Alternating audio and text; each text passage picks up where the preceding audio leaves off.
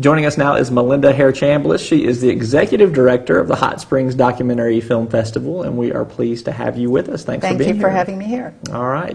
You guys ready for the big avalanche that's coming to we Hot are. Springs? We are. We're getting ready for about 22,000 people to join us. And before I came over here this morning, we had a call from Taiwan, and there is a whole family that meets here throughout their different continents that they live on. There are 5 of them that are coming over, and they're very excited about it. Wanted to make sure they had the right dates. So. You don't want to show up and not have the right date. No. You know, it's next week. Oh. You know, the beautiful thing is that it really is, it's internationally known. And outside of the state of Arkansas, we're known as the filmmakers community. And it's because of the beauty of the people in Hot Springs. We have over 700 volunteers.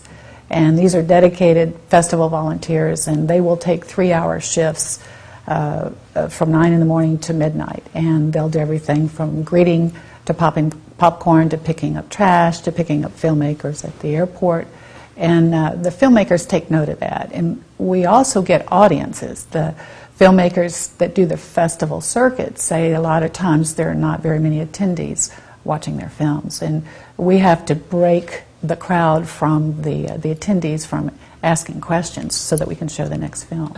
So the filmmakers say, you are the Filmmakers Festival. And there are a lot of film festivals. We're a solely documentary film festival, and we're the oldest solely documentary film festival in the U.S., second only to Amsterdam internationally.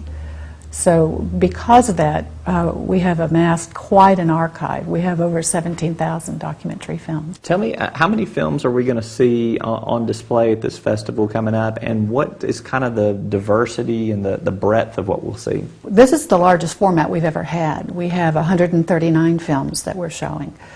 Almost 1,000 films came in from all over the world for screening, and our dedicated volunteer screening committee, in between diapers and dates and family and school, they had to see 150 films before they could get a vote on the screening. And this is a long process. This is a 38-member, half in Little Rock and half in Hot Springs, that met continually to review the films and review the films, and they brought that down to the films that we've selected now.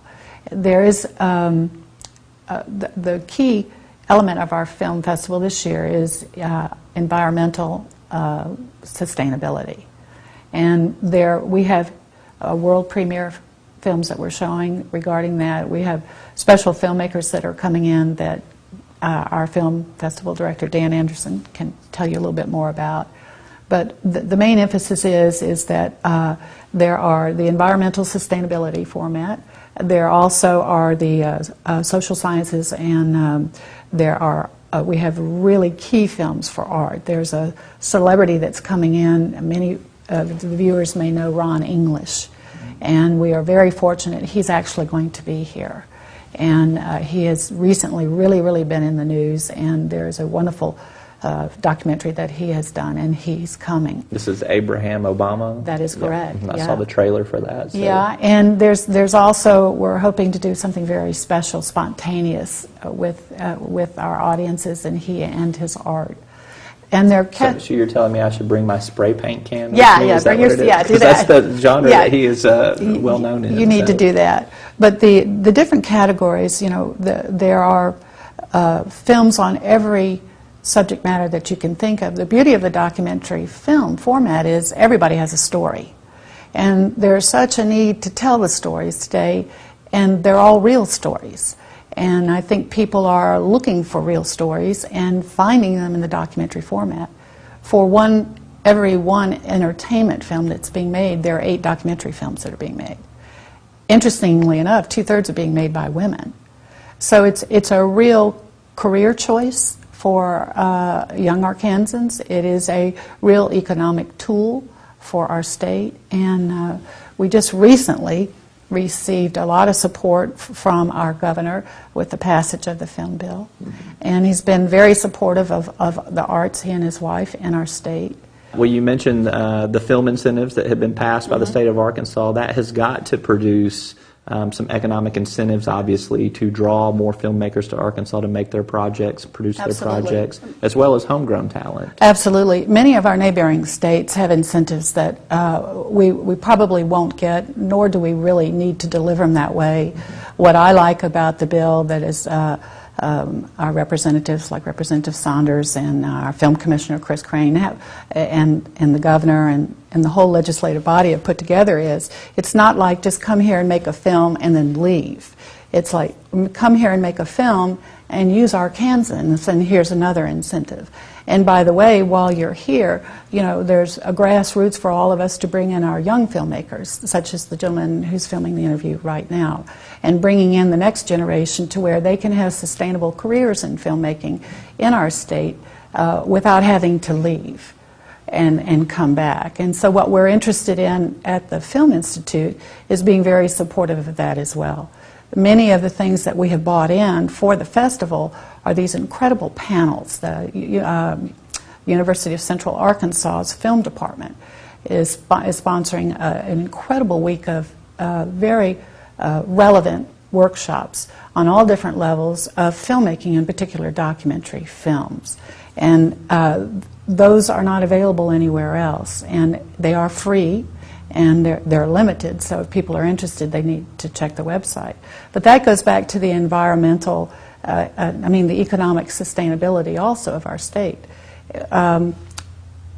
Take, for instance, let's say the Toronto Film Festival. Their yearly impact was $64 million this year, and Sundance was a record breaker. It was 92. The statistic that we have is 4 years old. You know, our 12-day event is a $4.5 million impact on the state of Arkansas, and I think in a very positive education and cultural way. With the backing of our state and incentives and things like that, there's no reason we can't triple that. And there are a lot of plans on the board for that. Let's don't settle for triple. Let's 10 times. Yeah, let's go that big with it. Yeah.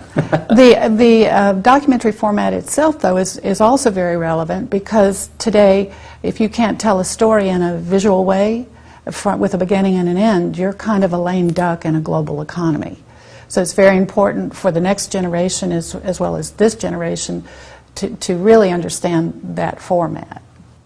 What is your favorite part of the festival?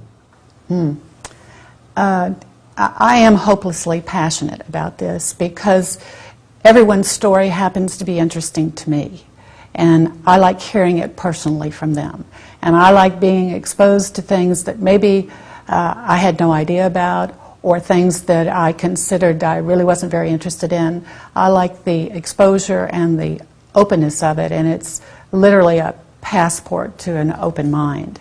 And each filmmaker that comes to us is passionate about that particular subject matter. And there is, I think it goes back to sitting around a fire camp and everybody liking to hear the stories. These stories are being told visually. The other part that I like about it is that they are being preserved for the next generation. They are history, and they are being captured on film. Melinda Herr-Chambliss, she is the Executive Director of the Hot Springs Documentary Film Institute. The Hot Springs Documentary Film Festival begins October 16th, runs through the 25th. It does, and we have an updated website, and we are fully socially networked, and so we invite everyone to www.hsdfi.org. Thank you for your time. Thank you for inviting us. We're back with more right after this.